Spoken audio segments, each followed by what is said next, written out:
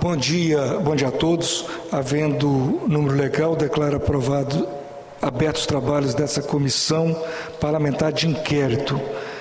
Do meu lado está aqui o nosso delegado, doutor Breno Andrade.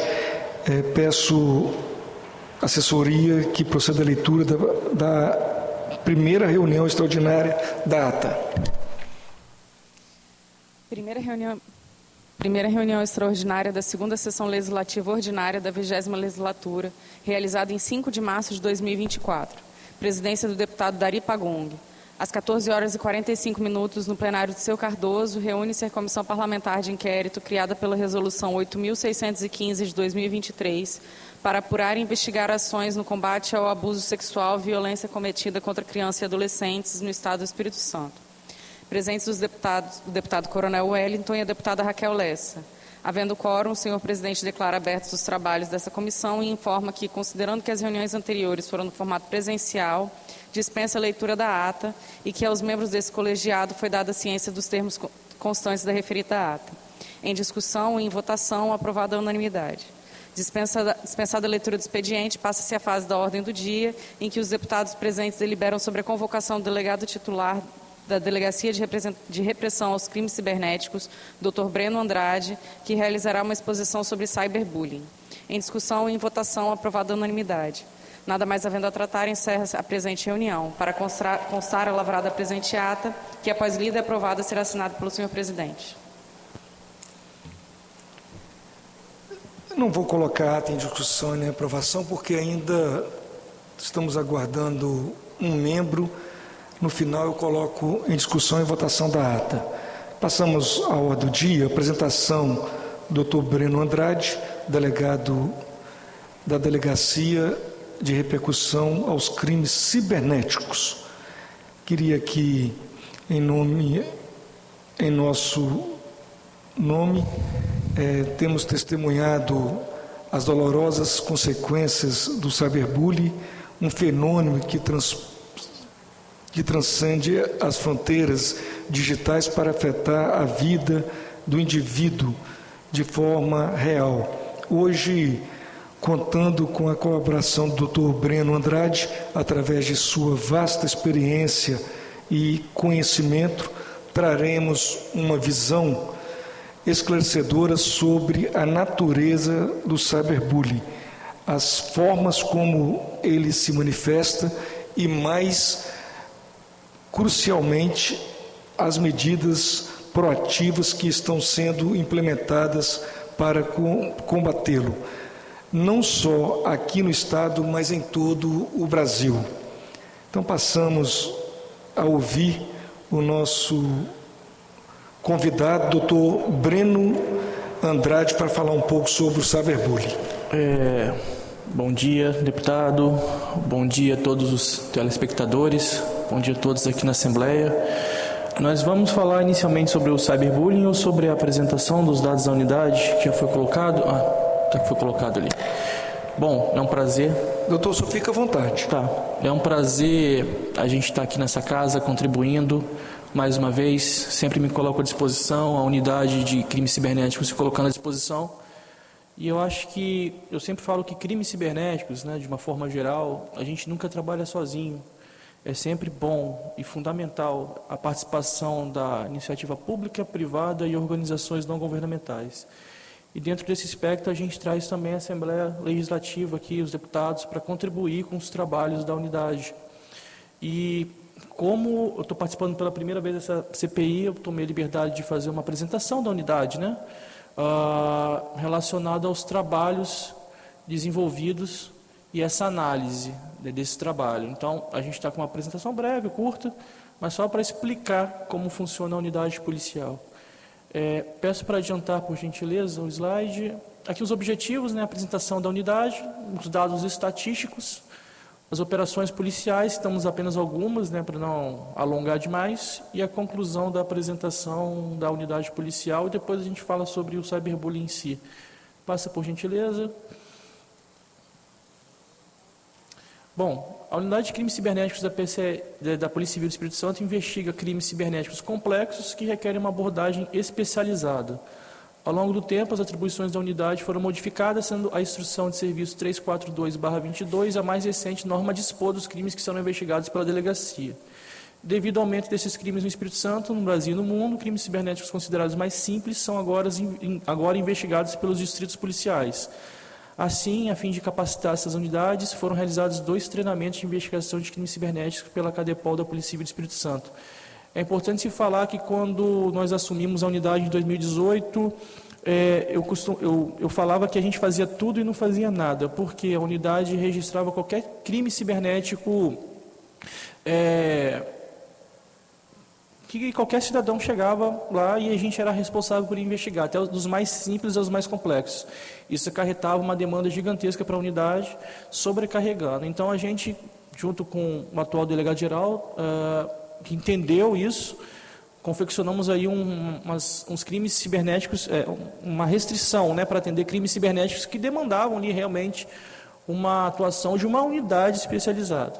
Então, hoje está em vigor essa instrução de serviço e a gente, a fim de capacitar os policiais de outras unidades a investigarem crimes cibernéticos, já promovemos aí 2 cursos de 1 semana e um pouquinho mais, alguns dias, para que eles também sejam capazes de investigar esses crimes, deputado. E a gente vai também solicitar outros treinamentos aí a CADEPOL do Espírito Santo. Pode passar, por gentileza.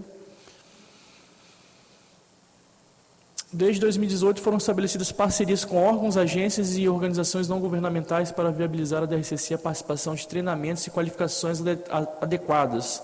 Como consequência, parcerias estratégicas foram estabelecidas com o Ministério da Justiça e Segurança Pública, por meio do Laboratório de Operações Cibernéticas, o Departamento de Justiça dos Estados Unidos, o Serviço Secreto dos Estados Unidos, a Homeland Security Investigations, o HSI dos Estados Unidos, o FBI, o Governo do Reino Unido, a Polícia Federal e o Exército, através da Escola Superior de Guerra, resultando assim no aprimoramento das qualificações e, por sua vez, nas investigações e andamento na unidade.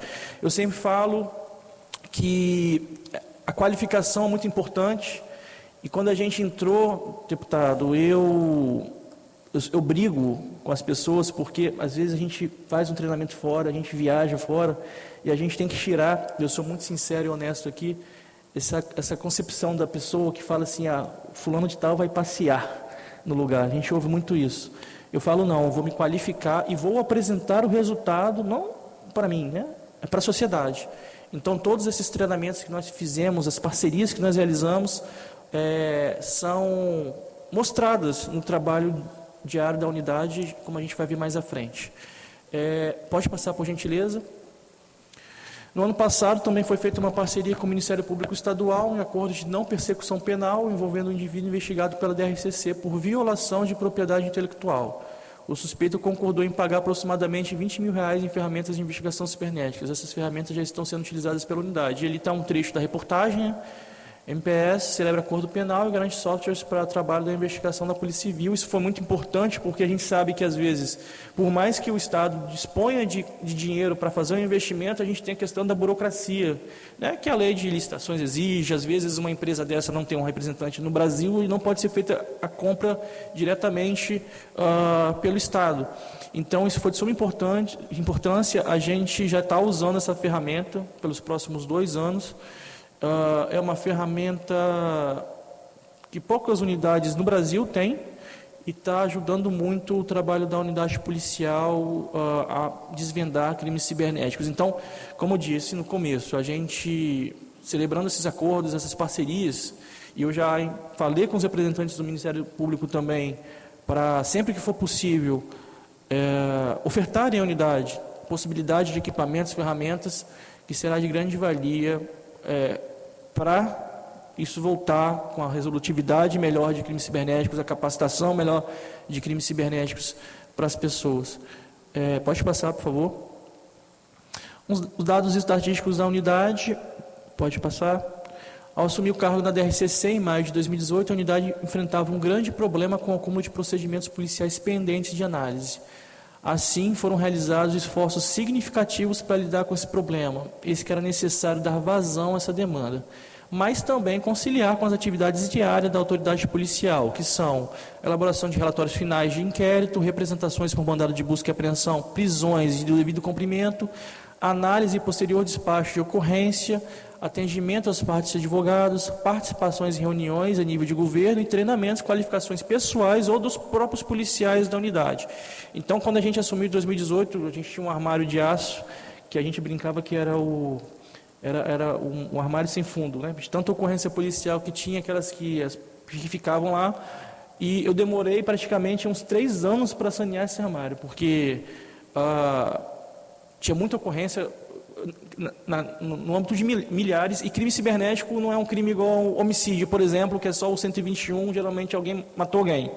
O crime cibernético, cada ocorrência que a gente pega é uma história diferente, é um crime diferente, é uma análise diferente, e às vezes é uma folhinha de papel pequenininha que você tem que pegar e se debruçar sobre aquilo para emitir um juízo de valor. Então, a gente conseguiu sanear essas ocorrências, fazer essa conciliação, né? Agora, em maio, eu completo 6 anos à frente da unidade. Pode passar, por favor? Atualmente, a Delegacia Especializada de Repressão aos Crimes Cibernéticos conta com o seguinte efetivo: é um delegado de polícia, eu respondo atualmente pela unidade, um perito criminal, 2 escrivães de polícia e 4 investigadores de polícia.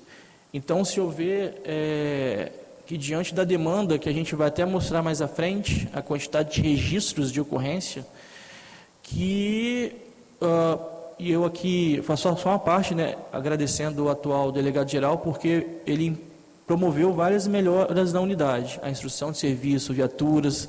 Hoje o nosso efetivo é mais qualificado, mas é um efetivo ainda muito abaixo do que o problema realmente demanda. A gente, cada dia, toda hora a gente vê na internet, a gente vê na televisão. Quem aqui não já sofreu um golpe ou conhece alguém que sofreu um golpe cibernético, né? Os famosos de WhatsApp, a clonagem, o WhatsApp hackeado, o Instagram hackeado,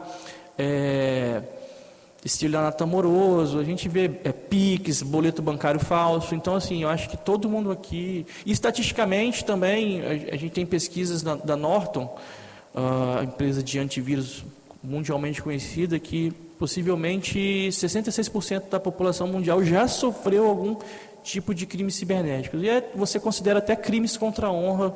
Então, assim, é uma gama muito grande, é uma amplitude muito grande, e aqui o efetivo da unidade ainda é quem? A gente entende, tá, deixando claro aqui que falta o efetivo, e a gente sabe que demora a contratação de policiais, a prestação de serviço de concurso público, mas a gente consegue lidar com todas as ocorrências. Pode passar, por gentileza.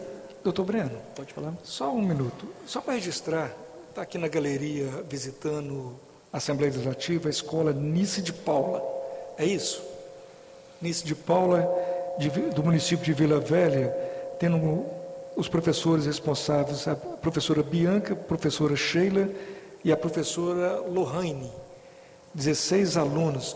Nós estamos aqui na CPI do combate à criança e ao adolescente, recebendo hoje o delegado doutor Breno, que é da Delegacia de Crimes Cibernéticos. Bom dia, pessoal.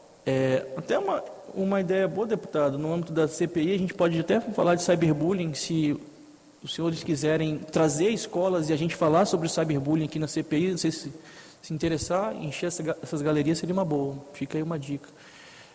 Então, assim, seguindo ali na apresentação, desde maio de 2018, foram registradas na unidade policial, apenas na Delegacia de Crimes Cibernéticos, de forma presencial, excetuando essas ocorrências que são feitas online, foram registradas 9.192 ocorrências policiais. Esse dado foi até a semana passada, quando eu fiz essa apresentação. Então, a gente já tem um número um pouquinho maior ali. Mas, veja, desde maio de 2018, 9.192 ocorrências.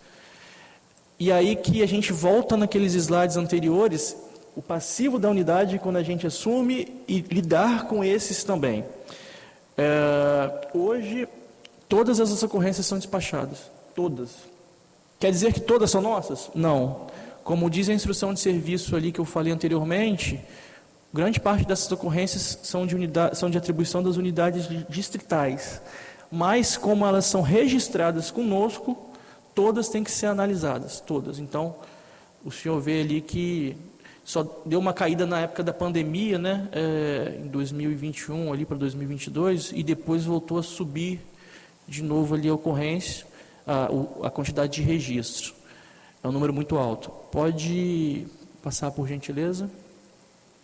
Vale salientar que boa parte desses boletins de ocorrência, embora registrados na unidade, não são de atribuição, como eu disse, são analisados e despachados para a ADP com atribuição, e atualmente todos os boletins de ocorrência são registrados, são analisados e despachados. Porque antigamente, em função, a gente implementou uma dinâmica de trabalho, mas antigamente, quando a gente entrou na unidade em 2018, haviam vários boletins de ocorrência a serem despachados que não haviam sido até então. Hoje todos são encaminhados, têm o seu devido encaminhamento. Pode passar. Desde 2018, 768 inquéritos policiais foram concluídos através de um relatório final, além de milhares de boletins de ocorrências citados anteriormente, despachados e analisados, como eu disse. Então, em quase 6 anos, foram 768 inquéritos policiais concluídos apenas por mim, né? Eu sou o único que faz isso na unidade. E foram cumpridos 119 mandados de busca e apreensão domiciliares. Fora as prisões também que ocorreram, várias prisões, outros pedidos de quebra de dados, interceptações, enfim. Mas, se o senhor pegar a equipe, né, que é um delegado, 2 escrivães e 4 investigadores, é um número... Eu ouso dizer aqui, deputado, se a gente pegar proporcionalmente a nível de Brasil, registro de ocorrência, policiais, né, questão populacional, a nossa unidade, a unidade que correspondo, é uma das mais eficientes do Brasil, e isso a gente vê quando nós fazemos os treinamentos fora, como a gente tem voz e as pessoas veem que a unidade dá o retorno, né, os colegas ao redor do Brasil. Pode passar, por gentileza. Algumas operações policiais, de forma bem curta. Polícia Civil indicia empresário que ofendeu a honra do governador durante vídeo, na época da pandemia. Um crime contra a honra do governador, e a gente aqui faz uma parte que as pessoas continuam, né, atuando na internet praticando crimes contra a honra, e o que eu mais ouço quando esses responsáveis são intimados na unidade são: eu achei que não ia dar nada, eu achei que não fosse grave, eu falei sem querer. Mas a gente, com essas ações, faz questão de mostrar que esse tipo de ação, né, esse tipo de crime, esse tipo de situação gera uma consequência penal, e às vezes a pessoa não é nem uma criminosa, quanto mais, como a gente costuma falar, tem a sua vida, tem os seus estudos, segue o seu caminho normalmente, e às vezes numa publicação ela corre o risco de sofrer uma ação criminal, ela corre o risco de sofrer um processo civil de dano moral, e muitas vezes também um processo disciplinar, ou na sua escola, ou na sua unidade, ou local onde ela trabalha. E eu sempre falo, isso daí fica registrado lá no registro da pessoa, né, no histórico da pessoa. Eu costumo falar, o empregador, quando vai contratar alguém, com certeza ele tem acesso a isso.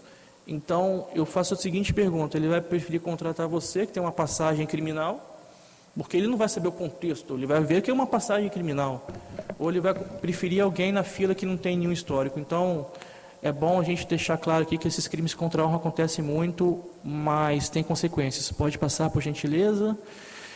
Esse era o caso que a gente vai tratar daqui a pouco, logo mais. Polícia Civil do Espírito Santo investiga grupo criminoso que planejava transmitir ao vivo uma execução. Isso aqui aconteceu agora, de janeiro para fevereiro. A gente vai falar logo mais. Pode passar. Professor preso suspeito de armazenar e compartilhar conteúdos de abuso e exploração sexual infantil. Infelizmente, né, até o tema da CPI, a gente tem vários casos.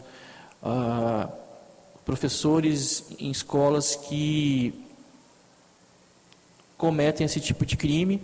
E vários casos, desde maio de 2018, quando a gente chega na residência, a gente encontra esse material em dispositivos eletrônicos, pendrives, no telefone, no computador. Então, a gente sempre faz questão de orientar também, né, as escolas, os pais, a questão da mudança de comportamento das crianças, dos adolescentes, é muito importante, porque a polícia, ela age quando o problema já aconteceu. Infelizmente, a gente fala com base na experiência de nosso trabalho, muitas das vezes, depois que vira uma bola de neve, que não tem volta mais, é comunicado à polícia quando a criança ou adolescente já está ali com o seu psicológico extremamente abalado, quando o seu relacionamento no ambiente escolar, dentro de casa, já está extremamente prejudicado, degradado, e não temos ainda no Espírito Santo, graças a Deus, mas temos casos aí ao redor do país que a pessoa não suporta e comete suicídio, em função dessa situação vivenciada. Então, é um problema muito grave, a gente faz questão de orientar e alertar a comunidade escolar, pais, sobre a questão da pedofilia, né? A gente sempre é um tema muito grande. A gente fala a questão de jogos online, com esse bate-papo, é muito perigoso. Tem que ter sempre uma fiscalização. A gente vê vários crimes cometidos em bate-papo de jogos. É bem comum. Personagens fakes que são criados em redes sociais para atrair a criança. Geralmente a criança, né, que tem aquela coisa lúdica da imaginação, acredita que está falando com um personagem de um desenho, um ator, uma atriz famosa, e acaba ali conversando. Aqui, basicamente, a gente tenta orientar que se você não fala com um estranho no mundo real, não fale com um estranho no ambiente virtual. Essa é a orientação. E embaixo ali, o Conselho Regional de Educação Física denuncia falsos profissionais que atuam pela internet. Vários casos de supostos professores de educação física que prescreviam treinos, né, consultoria, coach, geralmente divulgando no Instagram, mas sem estarem devidamente registrados no Conselho. Isso é um crime, né, no Código de Defesa do Consumidor, inclusive um crime que é uma situação que pode oferecer risco à saúde ou à vida da pessoa que contrata esse serviço sem uma pessoa devidamente habilitada para prestar. Pode passar, por gentileza. E esse daí foi um caso que aconteceu no ano passado. A polícia, nós frustramos aí uma ameaça de ataque a uma escola no sul do Espírito Santo, em Cachoeiro. Um adolescente de 15 anos, morador de Cachoeiro, Itapemirim, fez publicações numa rede social falando de seus planos de realizar atentado. Isso é muito importante também porque nós pegamos alguns casos que jovens... Tchau, pessoal. Jovens fazem publicações, geralmente em redes sociais, falando que vão praticar algum ataque. Ano passado, em 2023, esse problema foi gravíssimo, um problema crônico, geralmente quando aquele aniversário, né, que as pessoas falam do ataques em Columbine, nos Estados Unidos, que vitimou várias pessoas, vários jovens, e começam a surgir essas publicações aí, geralmente em rede social. O que a polícia faz em relação a isso? A gente nunca vai tratar isso como uma brincadeira. A gente sempre vai adotar uma ação mais enérgica, acreditando que aquilo não possa acontecer, do que minimizar e não fazer nada, né? Então, a polícia, nesse tipo de situação, ou a gente pede busca e apreensão na residência do adolescente, ou pede, entre aspas, né, a prisão do adolescente, a internação do adolescente infrator nesse tipo de situação. Cumprimos aqui, inclusive, no ano passado também, mandados de busca e apreensão de um jovem que, numa universidade bem conhecida aqui na Grande Vitória, fez publicações nesse tipo também, e várias vezes eles falam que é uma situação de brincadeira, mas algumas a gente entende que não é, pelo histórico do jovem, pelo perfil do jovem, psicológico do jovem. Então a polícia sempre atua e esse é um tipo de situação que sempre a gente vê acontecendo também, e as pessoas têm que ter ciência de que isso é gravíssimo. Isso gera um ônus para o Estado, que tem que parar tudo para fazer essa investigação, que isso a gente dá prioridade total, assim como a pedofilia. Isso gera um transtorno no ambiente escolar, dentro da escola, universidade, na família do jovem, no entorno do jovem, que muitas das vezes as famílias também não sabem que ele está ali fazendo a rede social, e a gente sempre fala também. O jovem deve ser fiscalizado. A gente ouve umas histórias assim, meio sem pé nem cabeça de pais, eu sempre puxo a orelha, deputado, porque se você paga a internet, se ele mora embaixo do seu teto, se você pagar todas as suas contas, Até pelo Código Civil, pela Constituição Federal, você tem esse dever, e pelo Código Penal, né? Você tem esse dever de fiscalizar o que seu filho faz na internet. Eu já ouvi história de pai falando que o jovem reclama que ele está sendo muito invasivo na sua intimidade. O jovem que mora, menor de idade, que mora junto com os pais, que não aceita que é pior, que vai ficar de birra, enfim. Então, os pais têm que ter essa fiscalização muito importante. Pode passar, a gente está finalizando já. A conclusão: a delegacia funciona ali na Marechal Campos, na Avenida Marechal Campos, 1226, bairro Bonfim, na Vitória, Espírito Santo. Meu e-mail é sempre disponível, breno.andrade@pc.es.gov.br. Agradeço a todos por essa apresentação. E agora a gente fala sobre cyberbullying, deputado. É sempre bom falar. Eu sou muito sincero nas minhas palavras e direto. Eu tenho que agora fazer uma análise nesse ano, que eu fui orientado, e eu sei que a gente tem uma relação muito boa com o governo, né, excelente. Eu sei que não veio daí, mas eu fui chamado a atenção porque eu estou me qualificando muito. Isso é lançamento, né? Então, eu só vou me reservar o direito aqui de não falar de onde veio isso, mas eu fui informado que minha ausência está sendo notada e que isso está impactando, o que eu não concordo, né? Só deixar clara essa narrativa, eu não concordo com isso, porque o resultado da delegacia está aí, a gente está mostrando, as qualificações são todas mostradas onde a gente quer chegar com ela, e todos que quiserem ver o trabalho da unidade são convidados para estarem presentes na unidade e a gente mostra o trabalho desenvolvido. E aí a gente pode entrar no tema agora. Doutor, antes de entrar no tema, eu só gostaria assim, de deixar muito claro que o nosso relatório final da CPI contra o abuso à criança e ao adolescente, nós vamos colocar no relatório que, pelo trabalho que a Delegacia de Crime Cibernético tem no Estado do Espírito Santo, e nós estamos constatando que é uma delegacia para o Estado todo, né, principalmente aqui para a região metropolitana. Então, assim, nós temos já conversado com o governador Renato Casagrande. Eu não tenho dúvida nenhuma que o doutor Arruda, que é o nosso superintendente, vai estar trabalhando, principalmente agora que o concurso, né, estão chamando, está sendo nomeado essa semana, talvez a outra, mais 40 delegados. Então, nós compreendemos que um delegado, um perito criminal... Que vai sair, deputado, desculpa interromper, vai sair o perito, porque a perícia separou, né?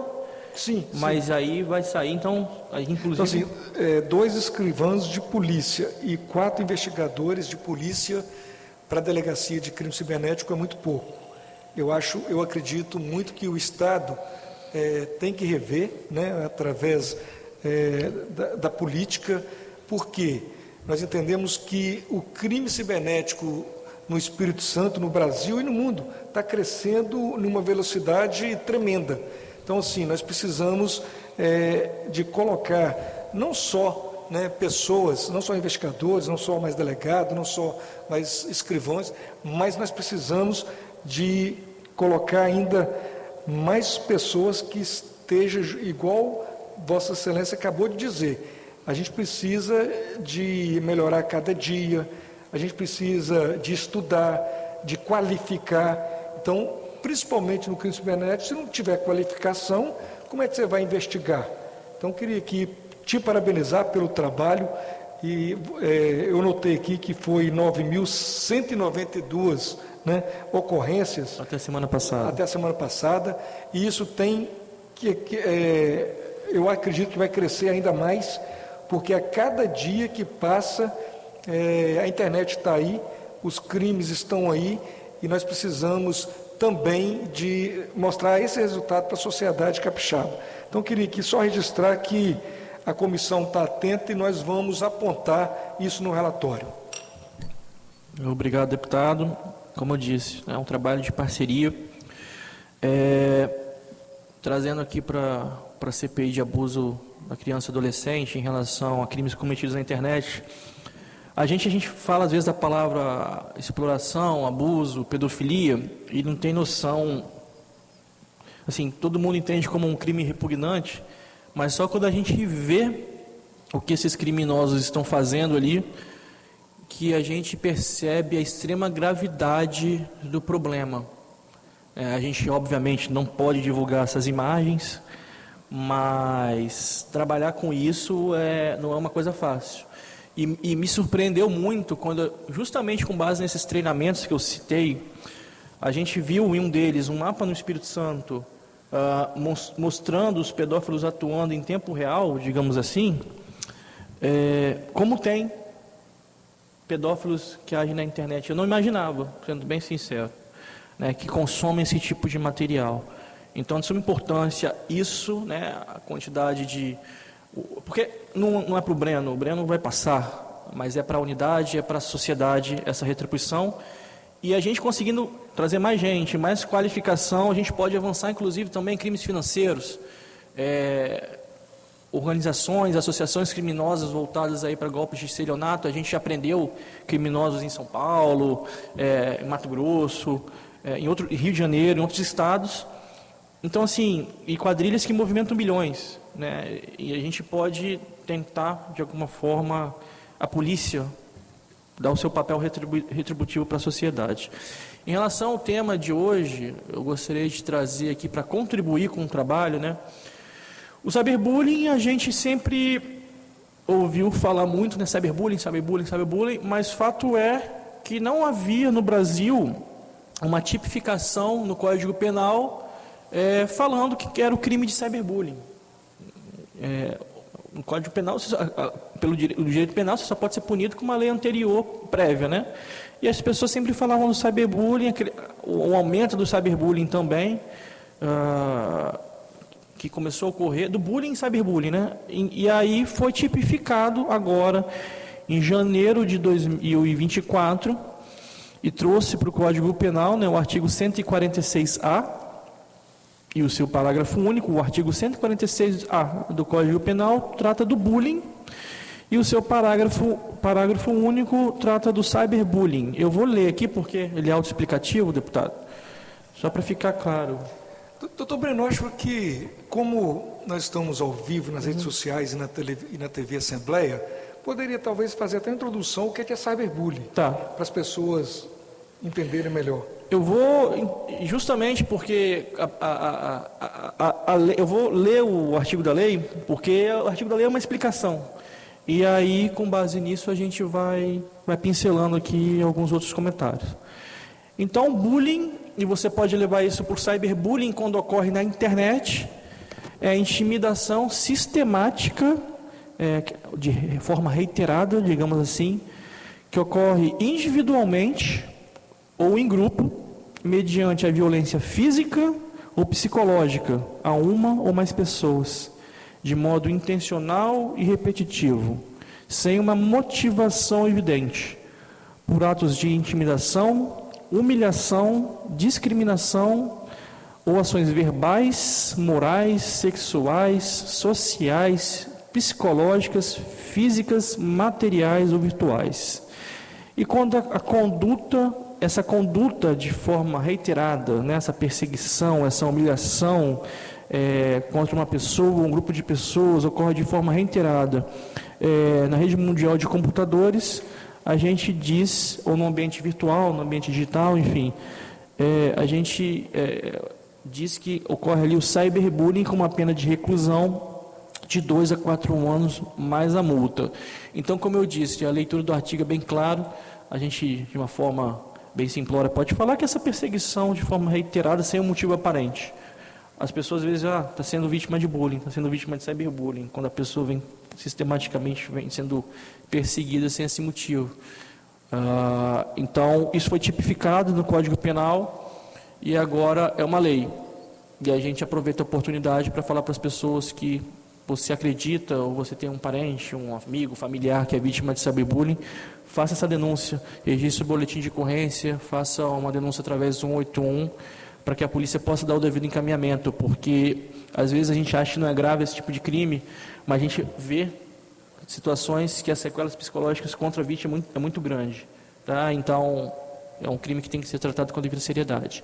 E, no âmbito do cyberbullying, a Polícia Civil, agora em janeiro, junto com o Ministério da Justiça e da Segurança Pública, com base na notícia que a gente mostrou ali agora há pouco, fez a Polícia Civil do Espírito Santo, em parceria com o MJ, através do Laboratório de Operações Cibernéticas, o Cyberlab, uma operação integrada, a primeira operação integrada com base nesse artigo de lei do Brasil.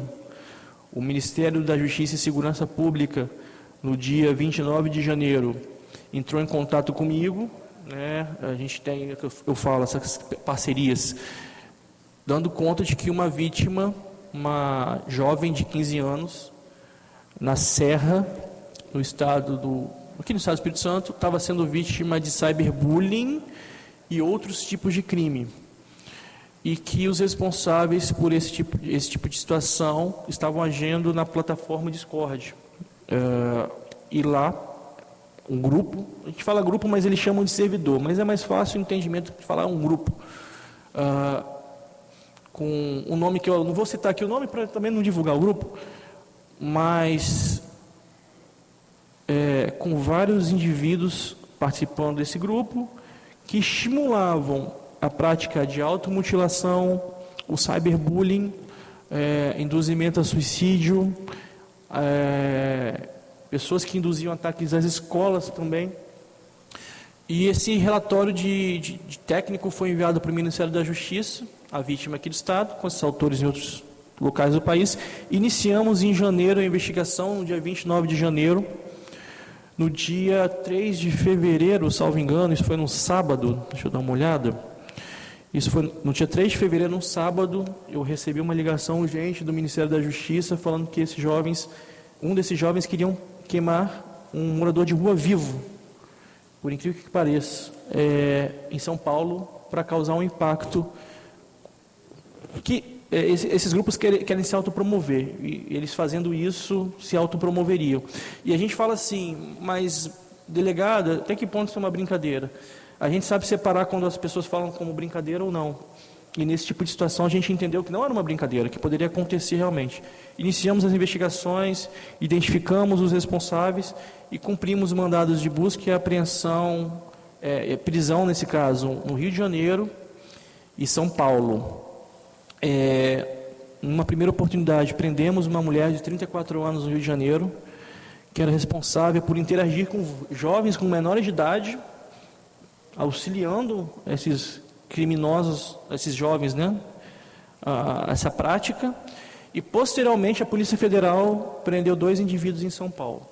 Então a gente conseguiu ali acabar com essa situação, outras pessoas sendo investigadas também, mas causou surpresa em nós, que estamos acostumados a lidar com isso, a questão da perversidade desses jovens, desses indivíduos, com as mais horrendas práticas possíveis ali na internet. Infelizmente a gente viu maltratos de animais sendo sacrificados vivos, vários gatos sendo sacrificados vivos, assim, uma brutalidade muito grande.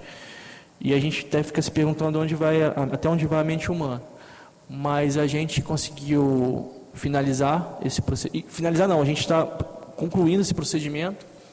Vai ser encaminhado agora para o Judiciário, e a Polícia Civil aqui, né, do Estado do Espírito Santo foi a pioneira, junto com o MJ, a coordenar esse tipo de operação. E infelizmente, deputado, como se trata de um crime que ocorre pela internet, a gente tem certeza, infelizmente, outras virão.